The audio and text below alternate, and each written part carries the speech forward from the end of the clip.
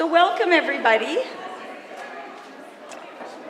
We're going to begin with just a brief overview of where we've been, what we've heard, and where we're going.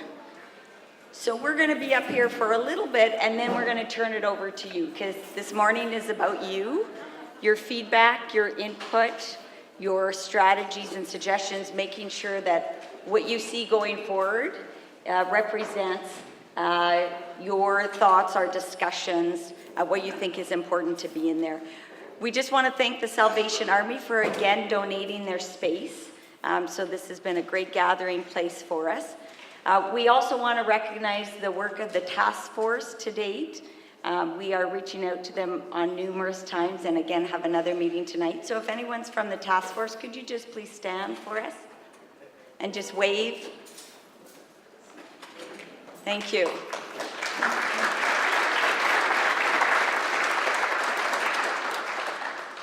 And we also want to recognize that we have some facilitators today, so maybe you could just stand and wave your hands. Okay, Jamie will introduce them and their instructions a little bit later to let you know where we're going. So just to remind you again about where we came from, many of you were in this room for either the Youth and or the Stakeholder Summit. So you know that in December we hired Turner Strategies, and some of you have had the chance to meet various members, including Jamie, who's joining us here this morning, throughout the process. So we had our two community summits, both the Youth and the Stakeholder Summit, and those key themes that arose out of there led to our 23 design labs that we saw many of you participating in. We're now at the stage over the last week or couple weeks of taking it back to various groups and getting feedback as to what they heard, what's come up, what they want to make sure is included, and any questions that they may have, and that's the reason for today.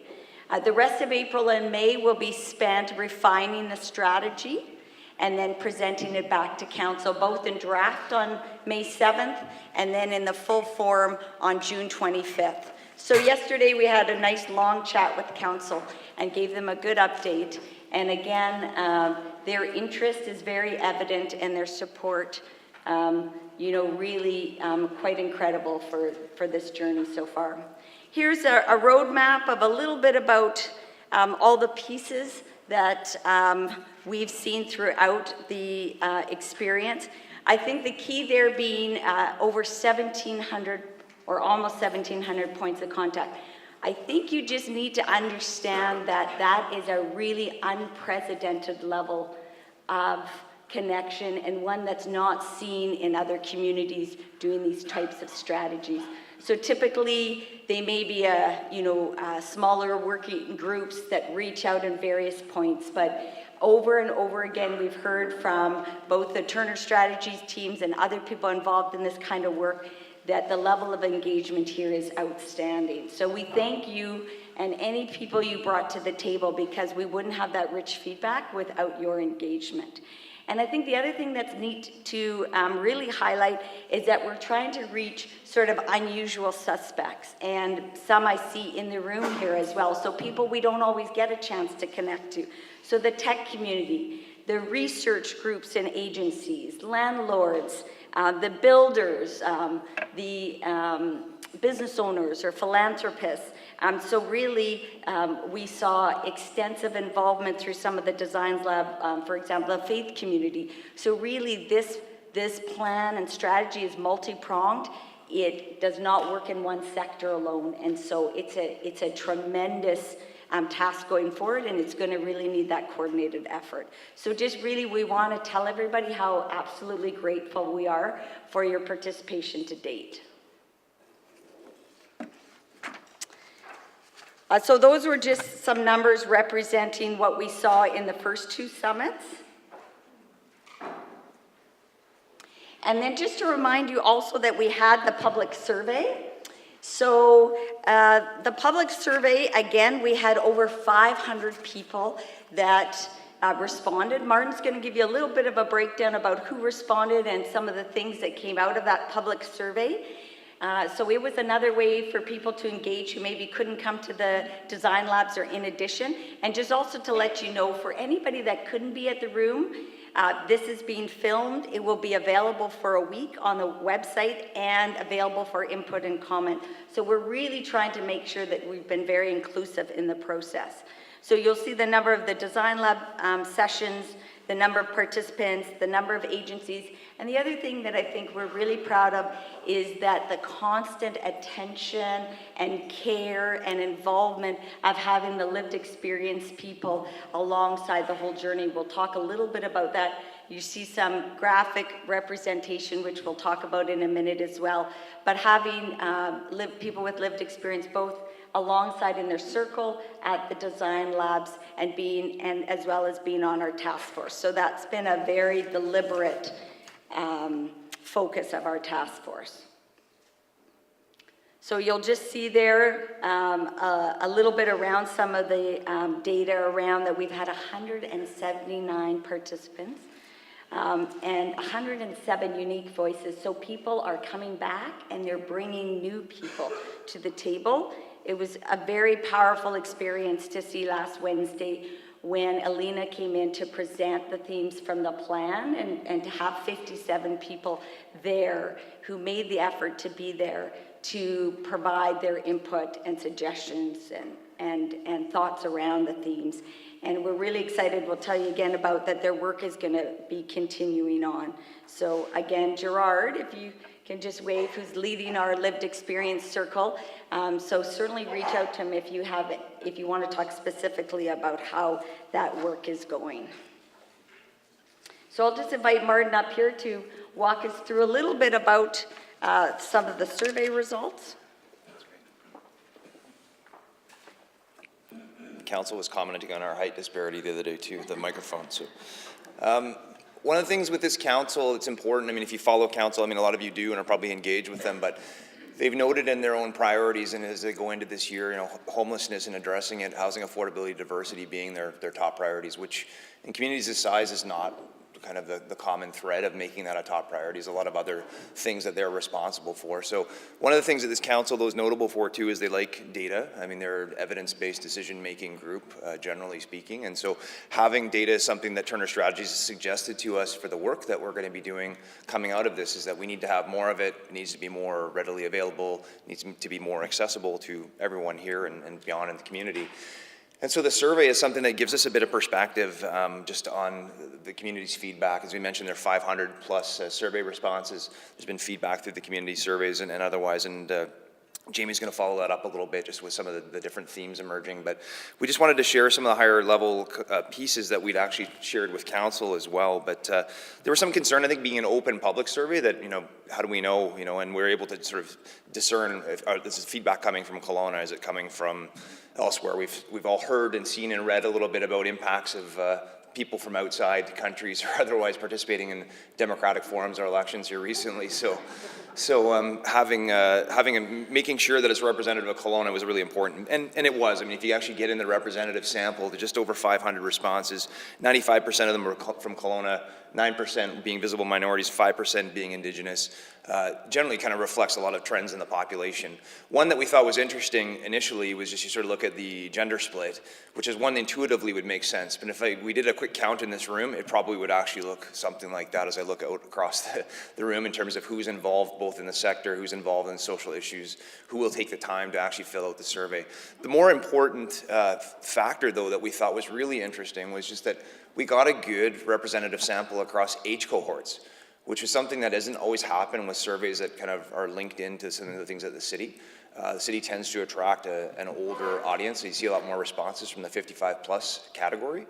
So this is actually an issue that you're seeing being really important to the community as a whole. It's something that people have talked about a lot. I'll talk a little bit about, you know, how much people know about the issue and what's going on. But the other elements that were really important in the feedbacks, you know, a quarter of the respondents had immediate family, touched in on this. And so this is just something that we're seeing increasingly, people's caring about this. I think people care, you know, when Kelly and I talk about people care genuinely. But more and more people are being touched by this. They're being touched by different variants of things that are related to homelessness. And so that was really expressed in this. And then 15% of them experienced homelessness directly themselves. And so they've actually taken some time to share some of that. And so, Alina's talked to us about understanding the difference between lived experience, which maybe you have been homeless in the past, and living experience. So we've had a number of people in our living experience circle with G talking to us about what is going on today, because having been homeless 20 years ago, everyone has shared with us is a lot different than it is today. And so having an understanding of both and perspectives from both has been really quite valuable. So, one of the other things, obviously, too, that, council's always trying to discern or understand is, they've cited it as their own priority, but they want to hear from the community, is this a priority? It's a big investment, both of time, it's an investment of financial resources, staff resources, convening, bringing people together. It's an important issue to the community. You look at the survey respondents, 96% of them said it's either important or very important. It can't be much more emphatic than that in terms of it being something that's important. The other things that we found that were interesting too, there is a level of satisfaction. It's not an abject level of dissatisfaction on this front, but 52% of people seeing that there is action, which is something that was interesting, I think, and good for council to see, is that there are things that are happening. I think when this gets talked about, this issue gets talked about, people talk about it in fairly zero-sum terms. Nothing is happening. And I think everybody in the room can agree that actually a lot of things are happening. A lot of things are happening. There's a lot of momentum that hasn't maybe been there in years past or decades past. And so it's a matter of building on that energy and building on that public interest and building, and hopefully we'll see that number growing over time through the efforts of the people in this room and beyond. A couple other ones, though, too, that were really of interest as well is just 82% of the respondents were aware that this is actually going on, this process that Journey Home is going on. Again, it's one of these things with these kind of processes, what often happens when you get to council, you have some people come forward and say, we weren't consulted. You probably have heard those kind of things before. Or we weren't involved, or we weren't provided an opportunity. We didn't know this was going on. But I think with some of the survey results and some of the community feedback, council seeing that there has been a really broad opportunity for many people to be involved and an expectation to get involved. It's not a case where it's been shut out or people, it's been exclusive to others. There's been a lot of touch points for people to get involved in this process. And so that's one of the things, and I think the other kind of big takeaway from this too is just that people really feel and see that homelessness is on the rise, and it's continuing to rise despite the best efforts and despite the work that's been going on. It's something that's growing, and growing as an issue that we need to work on together. So I'm going to have Kylene just come back and just chat a little bit about the lived experience circles with, and I just wanted to say thank you to G for convening that. And I would like actually everybody just to share some thanks with them, because it's a great effort.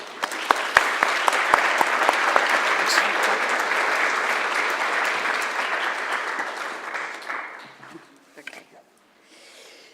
So you'll see, as you see around the room, and as well as you'll see up there on the slides, a bit of a graphical representation. So as mentioned, there's been 7 meetings to date and the different participants. And what was really profound at the beginning, one of the sessions I saw at the beginning was how Gerard sort of laid out the kind of environment of trust, what was going to be important for the participants if they were going to engage and if they were going to come back and really value the process.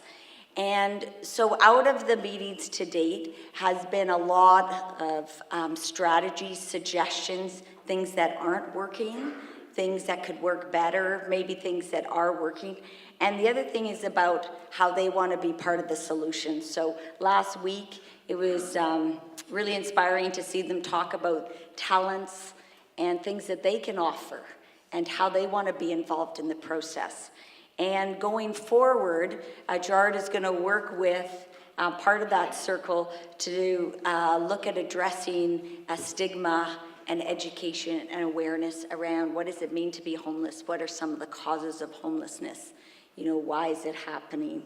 And so we really look forward to their continued work. And I think we on the task force and as part of the working group understand that this is not going to end at the end of June, that if we want the strategy to be successful, it needs to be embedded in it throughout going forward. So you'll see some recommendations around that. So we're looking forward to their continued work.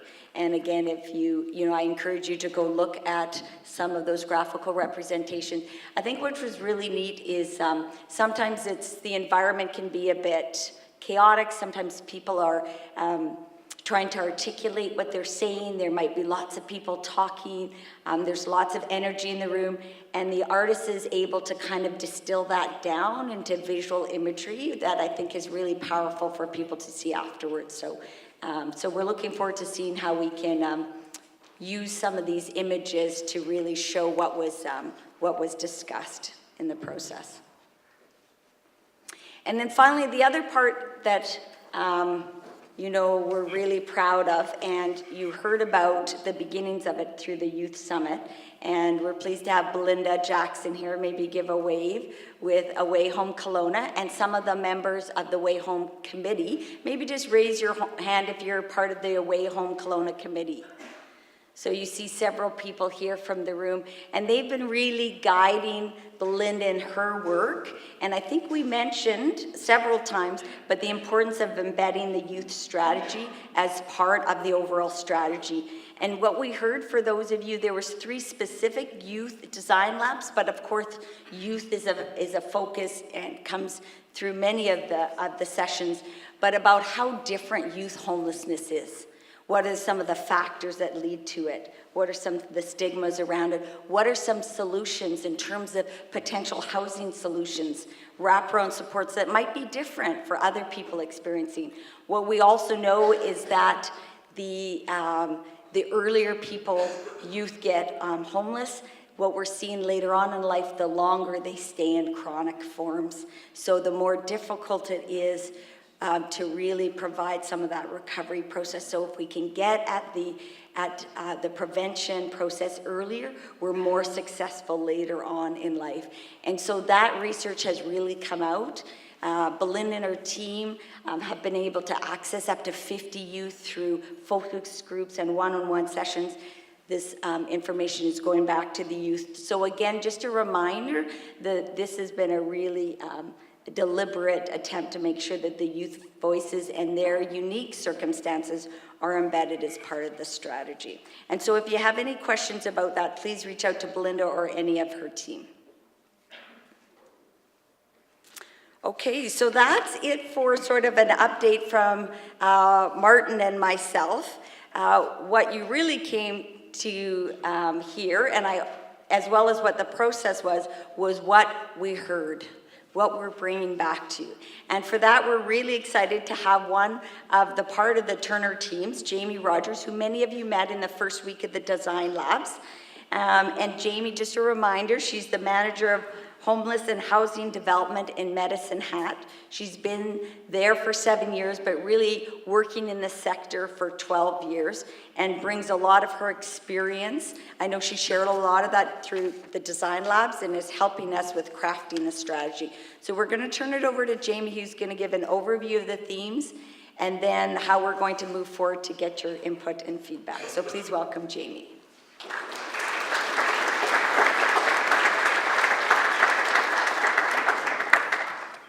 Thank you, Kylene and Martin and the task force for having me back. It's really good to be back here in Kelowna, so thanks for having me. Martin talked about how usually with public engagement and consultation we have fatigue in community. This is the exact opposite of that, so it's really good to see a lot of people in the room. It shows that you're interested. On the public survey, 17 people identified that homelessness in the plan was unimportant or not important, or somewhat unimportant. 17 out of the 500 plus, so that's pretty phenomenal by any standards in any measure. So how we're going to roll this morning is I'm going to give about half an hour, 45-minute presentation, report back to community about what we heard from the design labs and the surveys as well. We'll be brought into this a little bit. And then what we're going to do is have a break. And then we're going to actually get you to go into groups. There's 10 facilitators in the room today.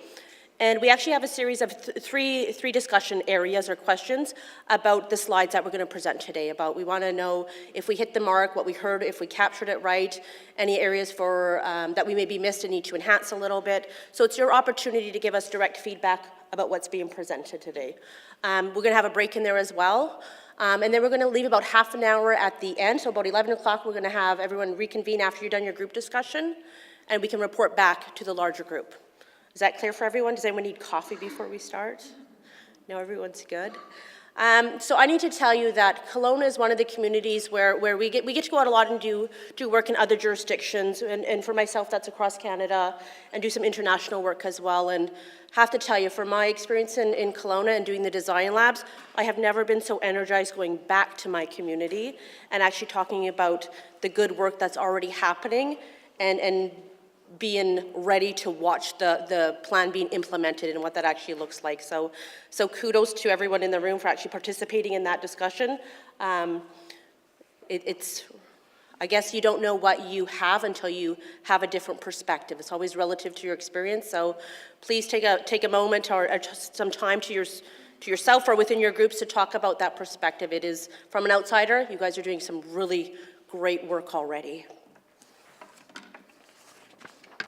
So here's your foundational concepts and your pillars that were established. So foundational concepts: prevention, innovation, and of course lived experience that's weaved in. I'm going to go through each of these as we go and give you a little bit more detail. Love that innovation was in here. There's an old saying, if you want to be innovative, you have to be prepared to fail. I think with the amount of work you're doing, I think that failure is lessened when you actually have good plans and strategies in place. Pillar 1, inclusion and reconciliation. Pillar 2, backbone, coordination, and of course partnerships on many different levels. And Pillar 3, housing and supports. So it's separating that bricks and mortar and ensuring that support piece is available to people that are experiencing homelessness or at risk of homelessness in your community. This is the lived experience. This you'll see up around the room as well. Some of the highlights from this was really interesting to look at, not having been part of the process. Some of the things that came out of this when the lived experience was doing their work was beautification of Leon, looking at the policies in place. A community work bank. That local market that says talent market. It's really changing the way we look at individuals and what their strengths are. Also the opportunity to be involved and build the housing that they actually might live in. So really simple, basic core concepts about inclusion and innovation. So under the prevention pillar, or not pillar, sorry, under the prevention foundational concept, this is one that I'm glad you guys identified it early on. Improve discharge processes. So that's with justice, health, and MCFD for people that are actually transitioning out that may be experiencing homelessness. Of course, the Upstream for Youth project in partnership with education. Education was really involved in your design labs, which was really great to see. And of course, linking your poverty strategy and healthy housing strategy as well. You need to be really clear that your plan to end homelessness is about ending homelessness. Yes, it's all interconnected. Your housing, your affordable housing is connected with your poverty, is connected with your plan to end homelessness. And they are interdependent of each other, but this plan is around homelessness. It takes a while for communities, myself included, to wrap our heads around that a little bit and how they all impact each other, but isolating it a little bit and looking at how we really focus and hone in on the homelessness issue with that. Under innovation, technology. Technology came out loud and clear. This is also a good opportunity to talk about innovation. Here's the Homeless Management Information System and what you can do with that. I know there's also technology that's already being implemented in your community, so kudos to you. Making sure the research agenda is embedded in your plan. This will really help drive your decisions and help create those evidence-informed decisions to boot.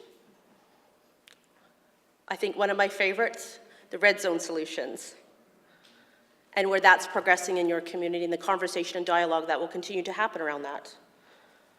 Social enterprise and finance for housing development. Great conversations in community about what opportunities exist for everyone, actually.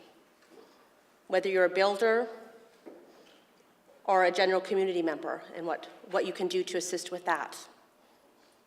Lived experience, of course, must be throughout the plan and every part of it. Continue that lived experience circle tie-in, even at the backbone governance level. Make sure that's embedded in everything that you do. Make sure that it's population focused. So this one is a little bit all-encompassing. So we have youth, Indigenous populations, men, seniors, newcomers to your community, families, and women. They're all going to have a different perspective and different unique needs that they need addressed, whether that's through the housing or the support piece of your plan. And of course, support peer models and the mentorship. So now we're going to go to Pillar 1, which again was inclusion and reconciliation. Under inclusion, public awareness. Public awareness campaigns specifically to address stigma in your community. And this comes on many different levels and fronts. Create a in my backyard strategy with knowledge about the population and using that data and evidence and about the good things that can happen in community. That will absolutely help combat the stigma. Creating resource guides for broader at-risk or natural supports. This ties a little bit into the prevention as well, actually, when you look at resource guides to prevent people from falling deeper into their state of crisis. Under reconciliation, accountability for the TRC actions.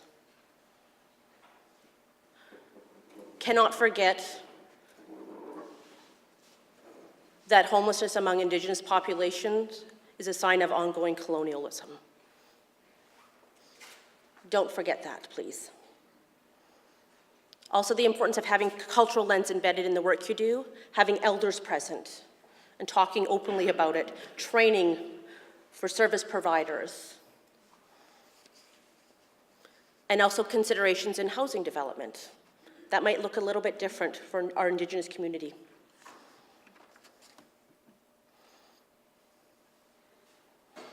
Under Pillar 2 are backbone coordination and partnerships. So first is a coordination. So consideration of a funders table to coordinate those strategic investments. Again, specific to your plan to end homelessness and the difference that those deep focused investments can make. Having a backbone organization to support your systems planning work. This is going to be throughout your plan. Having a systems planning approach to ending homelessness is key. If we don't have a systems approach, you have a program level approach in response to homelessness, which you can do some stuff, but you can't do a community-wide plan or regional plan here. And of course, coordinated access and assessment. And that's about prioritizing those in greatest need based on whatever your community sets out and identifies as how you want to prioritize individuals into services and housing.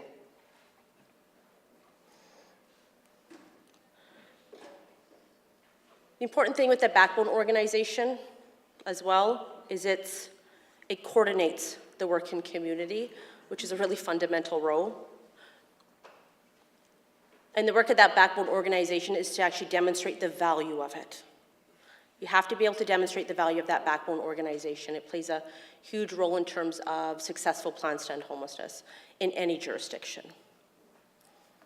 Under partnerships, of course, regional partnerships have to be in place here. We had great community discussions about what that could look like or where there's gaps in partnerships already and what opportunities exist where those can be enhanced and created. So WFN, City of West Kelowna, Lake Country, Regional District, and BC 10. As well under partnerships, national learning communities and best practices. This is something that communities sometimes don't actually hit the mark on. I encourage you to be part of the larger dialogue and conversation. Get involved. Canadian Observatory on Homelessness, the work out of York University, or Code Consulting. Look beyond your borders to about what's already out there existing and where there's emerging best practices that are always being examined and looked at. If you don't go outside yourself, again, you don't know what you need to change because you get isolated and insular in how you practice and do things. So don't isolate yourself in this work. So I gave the example as well that I take ideas back to our community and actually change things. We've changed many things based on our conversations here.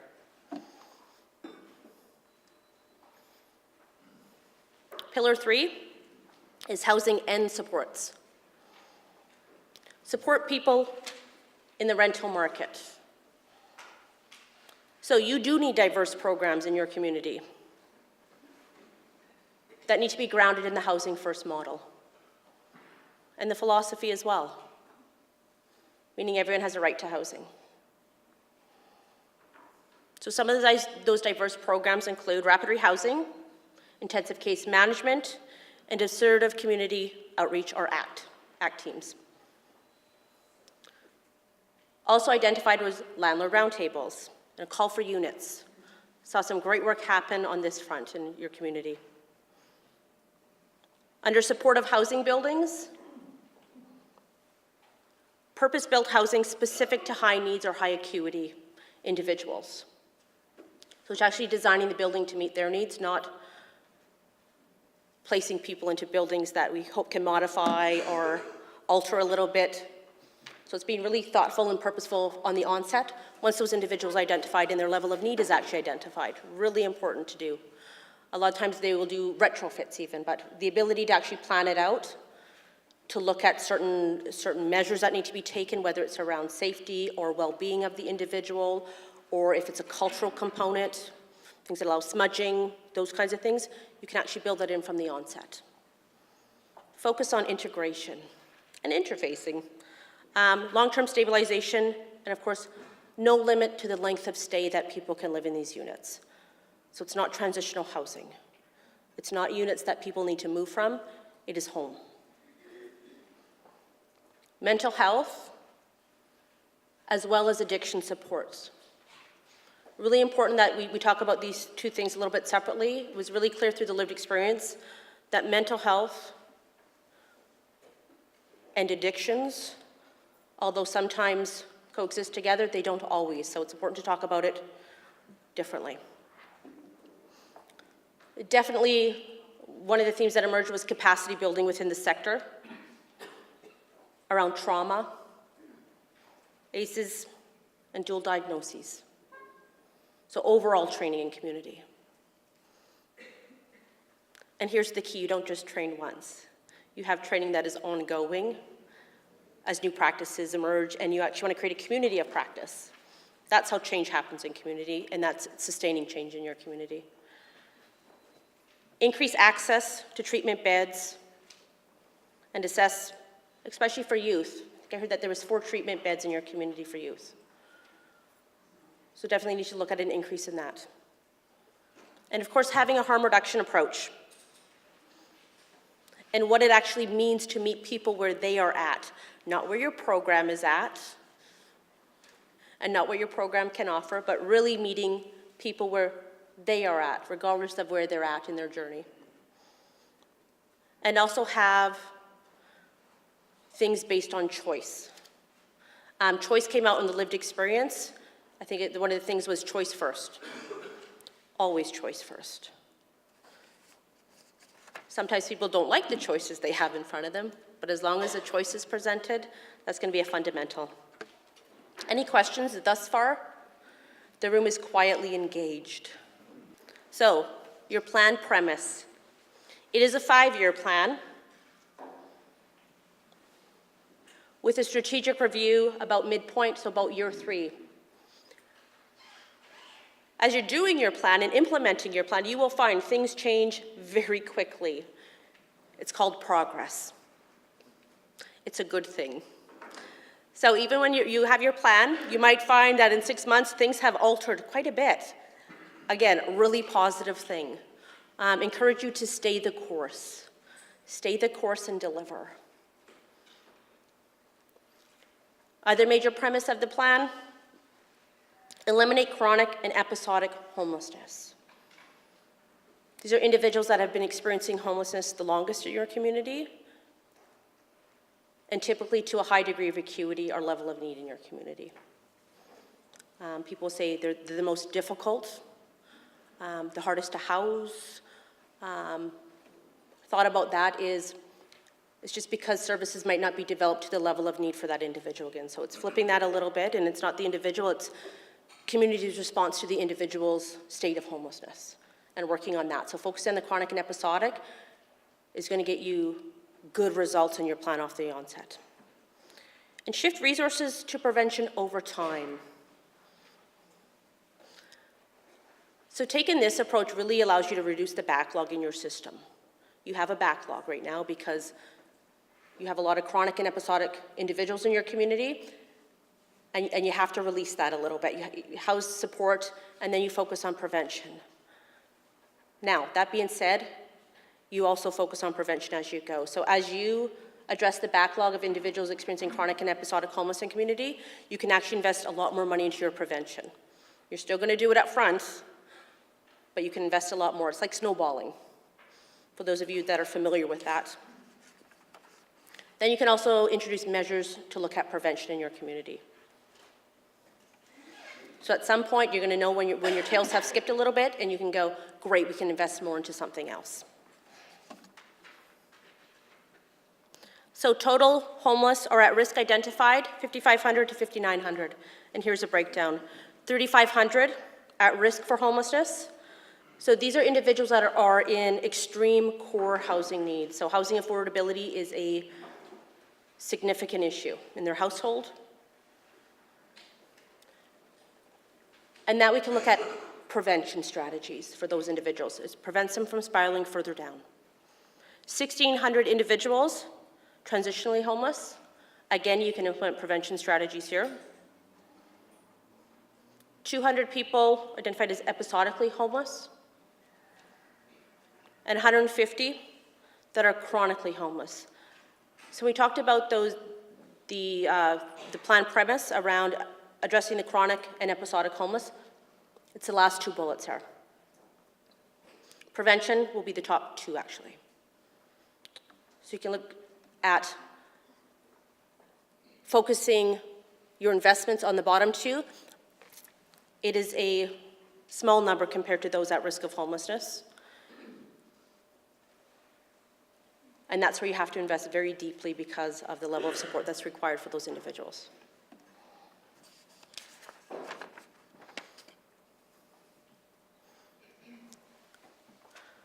Again, need to reiterate that your plan is focused specific to homelessness. Your healthy housing strategy addresses broad affordable housing need in community. So in that role is to project affordable housing in housing, affordable housing need in your community. It's not the job of your plan to end homelessness, okay? So just to separate those out a little bit, yes, they do interplay and interconnect, but that's not the role of your plan to end homelessness. As well, the BC poverty strategy, BC housing, to address broader income and rent support need, not specifically the function of your plan to end homelessness. It can identify it and offer solutions and ideas and recommendations around it. It's not that it can't. It can talk about policy and advocacy and things, but it can actually make the change for you. Housing for support. So support people in rental units in community. So it's estimated over 500 people need to be supported in the rental market. Again, we're talking about prevention, rapid rehousing, and intensive case management here. So under prevention, help people to not lose, people who are at risk of losing their housing and the assistance that's provided there. So it's things like access to rental support, damage deposit, being a liaison with their landlord and actually having a conversation and connecting to other resources that they might need in community.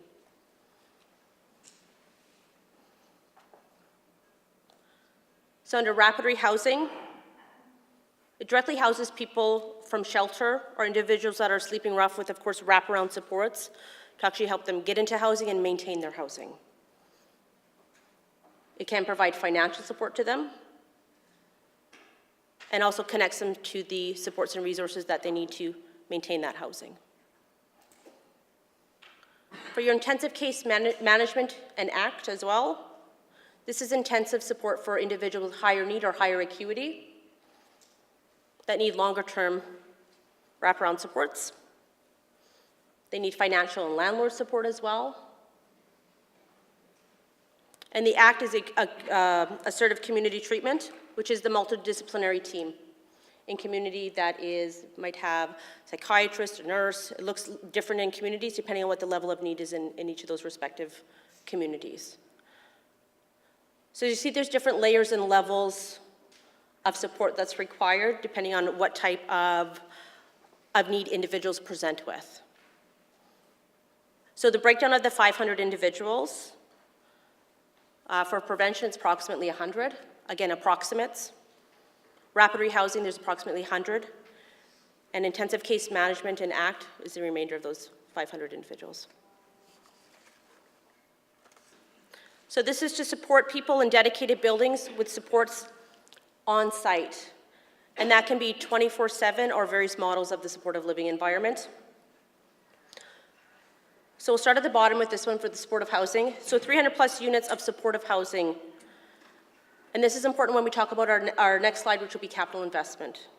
Okay, this is long-term housing in buildings with supports on site for individuals with complex needs.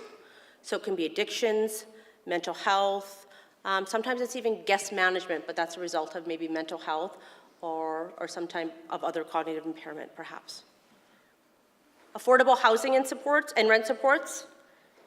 So this is going to be within the scope of healthy housing strategy in BC Housing. And then affordable housing and rent supports, again, within the scope of healthy housing strategy in BC Housing. So when we're looking at supportive housing, we want to really focus in on that 300 plus units of supportive housing with particular attention to the population and the level of acuity that is being served within those housing units. Do people see the differentiation between the two? Again, your plan to end homelessness is not going to address all those other issues, okay?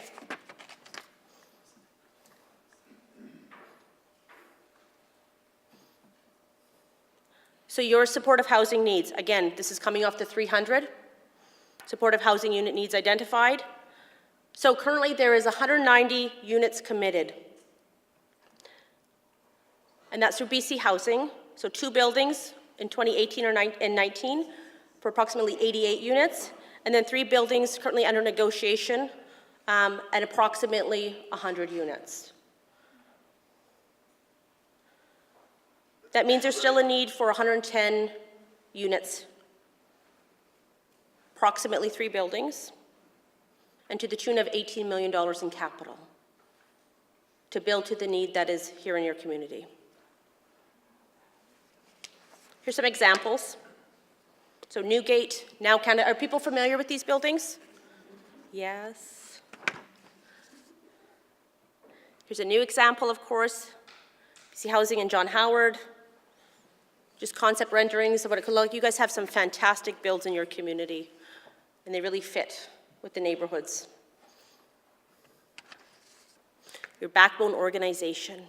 This is something that when we're doing the design labs and having the community engagement and conversations was really clear about the values and the characteristics of what a backbone organization should be in your community.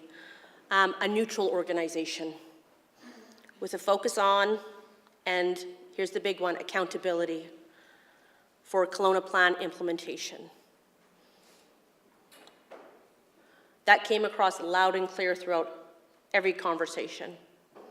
So in terms of what areas they would be overseeing for, funding coordination, of course. So the ability to bring all the partners together and coordinate investment across the community. So this is where we go, what are the community priorities and how are we going to invest deeply to actually impact change? Capacity building, they must be capacity builders. Brings up the collective IQ of the community. Right, services, developers, researchers, etc. To develop and implement innovative measures and best practices. So capacity building, of course, is beyond that just providing training. It's about engaging in dialogue and having the discussions around how we create that place to be in a mindset of continuous improvement and actually create communities of practice where you can have those dialogues and continue on that work. Capacity building in the sector is great. Capacity building in your community is golden. Homeless system planning, sorry.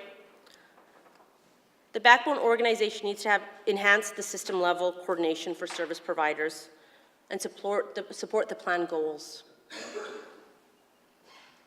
So that's the ability to coordinate among diverse departments, service providers in your community that might have different and competing viewpoints, actually. So again, we take it from a systems level response and planning focus from a program level or individual service provider or organization planning process. They have to elevate that conversation to that level so you can actually impact and affect change in your community. And of course, leadership and accountability. When things go well in community, community does the great work. When things go awry, it's your backbone organization. So it takes the leadership role. With leadership comes that accountability piece. And it's an interesting position to be in when we talk about those backbone organizations. You have to liaison and advocate with government, with community, and all different levels, 3 different levels of government, to actually coordinate this and make sure the voice of community is heard as well. Driving that policy agenda and actually ensuring that that change happens for community is a really integral role for the backbone organization. You also have the ability to take the data and the research and make changes as new information comes forward. So being able to analyze that information and make changes in the best interest of community is really important for this role. And that's where the leadership piece comes in. Knowing when things are not working and having the courage to change those things. So your plan to end homelessness needs $47 million over the next 5 years. This is the gap, which means this money is needed on top of the existing funding. For those of you that are in the room and are providers, when it says new programs, $26 million, please note this is in addition to what is already out there. It's not factoring in the funding that you might receive right now. Backbone coordination, $2.6 million, and capital investment of $18 million. The supportive housing that we talked about and that creation of 300 units, we talked about $18 million in capital. That's that. The backbone organization and the $2.6 million price tag, please note that is over 5 years and it'll be in increments. It's not a one-time infusion that will continue year over year. And the new programs, the $26 million is to enhance and to create new programming and see what that looks like in community. Does anyone have any questions about this slide? Everyone's like, yes. We'll have some opportunity to talk about it for sure. So this goes to the next point of the cost of ending homelessness versus managing homelessness. So on average, I'm gonna use average here, it's 50% cheaper to house and support someone than it is to keep them homeless. If you choose to do business as usual in your community, it comes with a $100 million price tag. How do we know that? Because the impact on your police service, bylaw, health, jail, and other systems, that is the cost. The next slide, I'm going to show you some data on that for anyone who loves data and actually wants the evidence. We have it. 2008 SFU study concluded the same, 50% cheaper. So your projected cost savings, if you choose to invest in your plan to end homeless and invest it a little bit differently, is $42 million. Now, when we say cost savings, it's not like justice or education or health is going to cut a check back. It's more like cost avoidance. So those costs are not incurred. So when we house someone, we know that their presentation to emergency shelter or police picking them up actually diminishes. We know that. There's a lot of great data on that. So those are where the cost savings are actually seen. So Alberta's 7 cities on housing and homelessness are pre- and post-housing first. This is over 15,000 individuals that were assessed. 85% fewer days in jail from the time they were initially housed and ongoing in the programs. 64% fewer days in hospital from the time before they were housed to after they were housed and ongoing. 60% fewer interactions with EMS.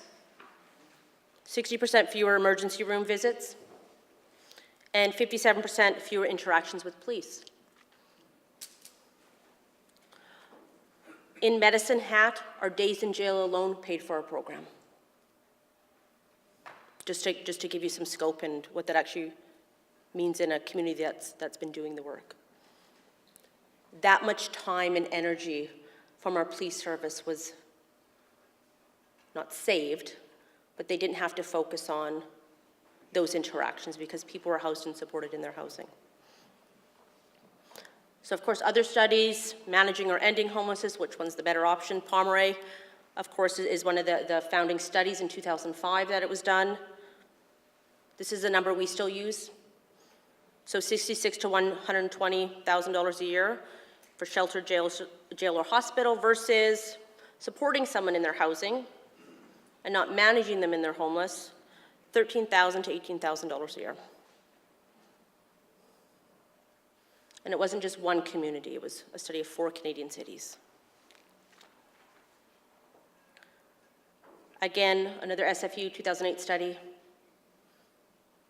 which measures up for the other things. So, Mental Health Commission of Canada, when they did their at-home chez soi project, for every dollar invested, it's a savings of $2 within the system.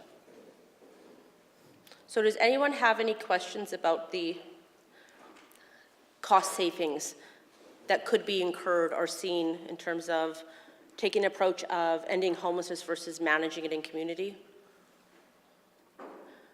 Some of these numbers might seem really big and robust. I know that when it was first presented to me in my community, probably 10 years ago actually, I remember going, that can't be. As you start doing the work and hear, not just based on your data, but the anecdotal stories that are shared, you start to go, okay, this is actually working, and it has more than a financial impact on the lives of the people that you serve. They don't see the financial impact. They get to talk about the quality of their life and their community inclusion and a sense of belonging. So that we cannot put a price tag on.